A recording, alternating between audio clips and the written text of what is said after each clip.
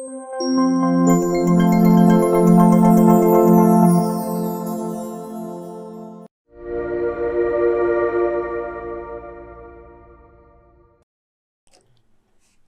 эсэлтийн шалгалтаа өгөх гэж байгаа ахлагангийн сурагчдад бол дараах түгээмэл зүйл бол тулгардаг. За нэгдүгээр нь сэтгэл зүйн онцлогийн асуудал гарч ирнэ. Энэ үед бол нөгөө бие физиологийн одоо хөгжилтэй холбоотойгоор альва асуудал бие даан шийдвэрлэх гэдэг ч юм уу, өөрийн үзэл бодлоо илэрхийлэх гэдэг бие төвхтөө одоо ийм хөгжлийн асуудал бол явагдаж идэг. За яг үүнтэй зэрэгцээд ажил мэргэжлээ сонгох гэдэг энэ үеийг тулгарч идэг гэсэн үг.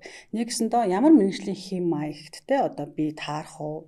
За би одоо юу чаддгүй, юунд дуртай, ирээдүйд би одоо ямар мэргэжлийн эзэмшүүч гэдэг юм уу те? Ийм бас нөгөө мэргэжил сонголт үе бол зэрэгцээ ороод ирж идэг. Тэгэхээр энэ үед бол ахлагангийнханд бол нэлээдгүй одоо юм түгээмэл бол гаргадаг бол алдаанууд бол байдгаа гэсэн үг. За тухайлах юм бол мэргэжлийн одоо нэр хүндтэй гадаад үзэмжтэнд тулгуурлаж мэргэжлээ сонгох. За бусдын нөлөөнд орох те ямар нэгэн одоо мэргэжлийн нөөц хувилэргүй байх. За авсан мэдээлэл нь өөрөө үнэн зөв биш байх, бодиттой биш байх гэдэг ч юм уу. Иймэрхүү одоо тулгамдсан асуудлууд гардаг учраас бид нар юунд анхаарах ёстой вэ гэдэг талаар бол дараах хэдэн зүйлээ өгье гэж бодож байна. За ер нь ахлагангийнхан бол ихэвчлэн мэргэжил сонголт хийхдээ бол дараах хэдэн зүйлс дээр бол нэлээд их тулгуурлацдаг байх нэ. За нэгдүгээрт нь бол одоо миний сонирхолд нийцсэн мэргэжил мөн үгүй юу? За хоёрт нь миний авьяас чадварт нийцсэн үү? Ирээдүйдээ ажил мэргэжил мөн үү? За дөрөвт нь цалин өндөр байх тий? Ажлын байр олдох боломжтой байх. За мэргэжлийн нэр хүнд нь одоо тий нийгэмд яаж үнэлэгддэг вэ? За долоод нь эцэг эхийн одоо эзэмсэн мэргэжил гэдэг. Энэ одоо 7 хүчин зүйлс бол сүүлийн үед бол ахлагангийнхан одоо мэргэжил сонгоход бол их нөлөөлж байгаа гэсэн. Тэгэхээр яг энэ одоо 7 хүчин зүйлсээс шалтгаалж та одоо мэргэжлээ сонгох уу? Эсвэл илүү нарийсаа судлах уу гэдэг бол тийм ээ одоо яг чухал үе ирж байгаа учраас энэ дээр бол заашгүй хин нэгэн мэргэжлийн хүн болон одоо ангийн багш нартайгаа бол тусгаалan одоо тэ зөвлөгөө авах мэргэжил сонголтонд мэргэжлийн үүднээс хандуулах энэ үйл ажиллагаанд бол анхаарах ёстой гэсэн. За ялангуяа 12 дугаар ангийнхан маань бол одоо мэргэжил сонгоход бол хамгийн их нөлөөлж байгаа хүчин зүйл нь бол юу байна гэхээр эцэг эхийн зөвлөгөө нь бол 81% одоо эзэлж байна. За найз нөхдийн зөвлөгөө 27%, багшийн зөвлөгөө бол ерөнхийдөө 54% бол одоо тухайн ахлагангийн хүүхдүүдэд мэргэжил сонголтод нөлөөлөгч гол хүчин зүйл болж байгаа гэсэн. За тэгэхээр мэдээж эцэг эхийн зөвлөгөө бол тусдаа асуудал болоод анги дээр сургуулийн орчинд багш нар одоо яаж нөлөөлдөг юм бэ? Хэрвээ багш нар нөлөөлж байгаа бол юунд анхаарах ёстой вэ гэдэг талаар бол одоо багш нар зөвлөгөө гэж бодож байна хэсэгт. За тэгэхээр сурагчдынхаа мэргэжил сонголтонд одоо багш нар бол дараах одоо үйл ажиллагааг бол тогтмол бол хийж явах ёстой гэсэн. За нэгдүгээрт нь болохоор бол одоо онцлогооны асуудал буюу те.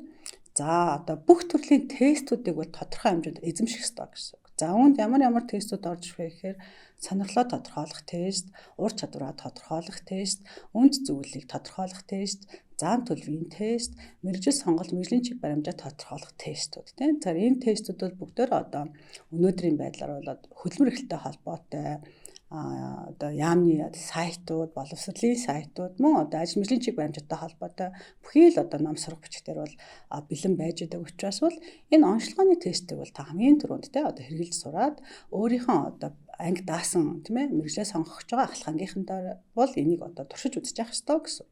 За хоёрт нь болохоор бол багш нар одоо юу хийхэд бол анхаарах ёстой вэ гэхээр бүлгийн бай ганцаардсан одоо мэдээлэл сургаалттай зөвлөгөөг бол одоо өгөх одоо хэмжээнд бол тодорхой хэмжээнд өөрийгөөс бэлтгэх ёстой гэсэн.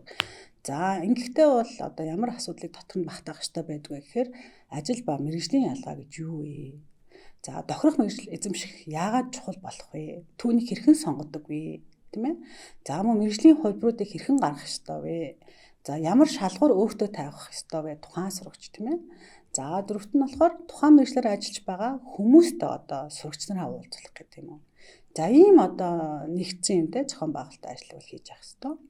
За гуравт нь бол одоо ямар зүйл дээр анхаарах ёстой вэ гэхээр ихтэйд болон одоо мэргэжлийн сургууль тий за цаашлаад одоо шууд одоо ажлын байр дээр гарах тохиолдолд яах ёстой вэ гэдэг мэдээллийг бол өгдөг байх ёстой гэсэн үг.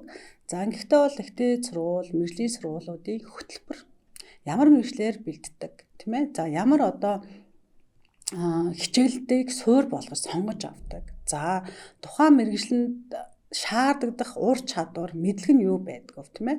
За мөн төлбөрийн хэмжээч гэдэг юм уу. Тэгэхээр тухайн одоо цаашаа сурах гэж байгаа дотоодын одоо сургуулиудын талаарх бүхий л одоо мэдээллийг бол оюутан хүүхдүүдтэй сурагчтай бол яах нь өгч явах хэрэгтэй гэсэн үг.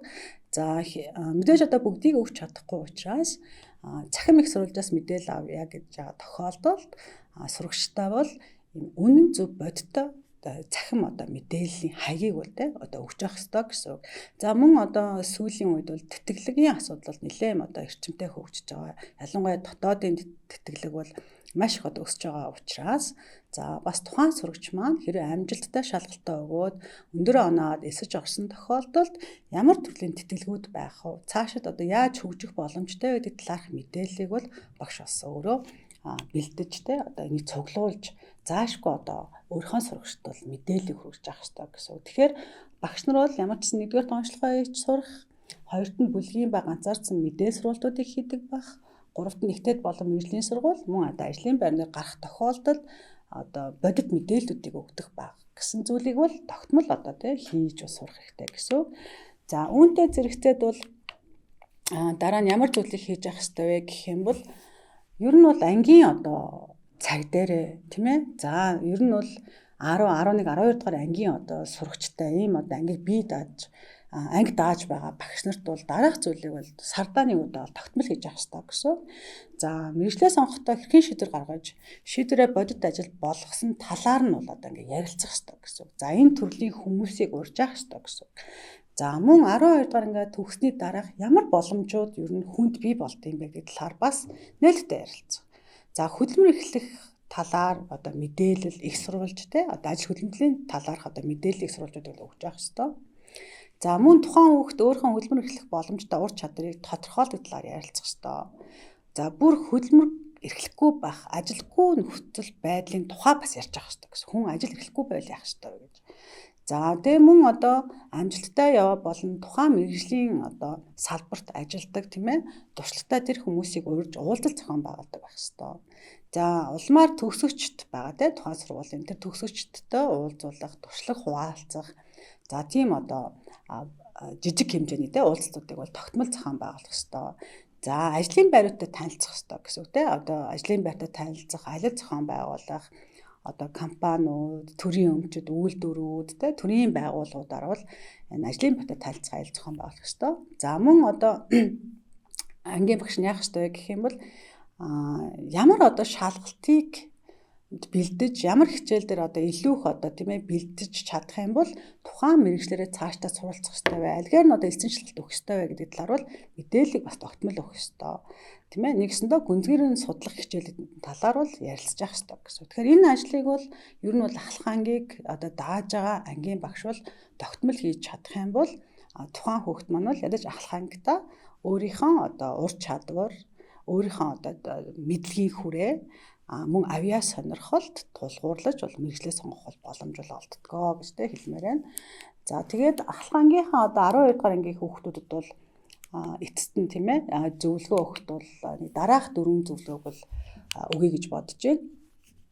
За үүнд бол нэгдүгээрт бол яах ёстой вэ гэхээр за өөрийгөө бол одоо танин мэдэх, өөрийгөө одоо ямар зүйлд одоо шийдвэр гаргахад тийм ээ танин мэдхэн одоо ямар процесс явж байна, тэр шийдвэр гаргахад маань хэн нөлөөлж байна гэдэг талаар бол 12 дугаар ангийн хүүхдүүд маань бол одоо танин мэдсэн байх ёстой.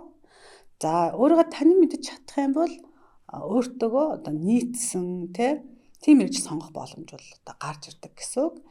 За мөн одоо мэргэжил сонгоход нөлөөлдөг бусад хүчин зүйлсийг бол харгалзах ёстой гэсэн үг. Цалин, шаардлагатай ур чадвар, онлын мэдлэг, ажлын байрны нөхцөл гэдэг ч юм уу цаашид одоо карьерийн замдал нь ямар явагдах ёстой вэ гэдэг ч юм уу.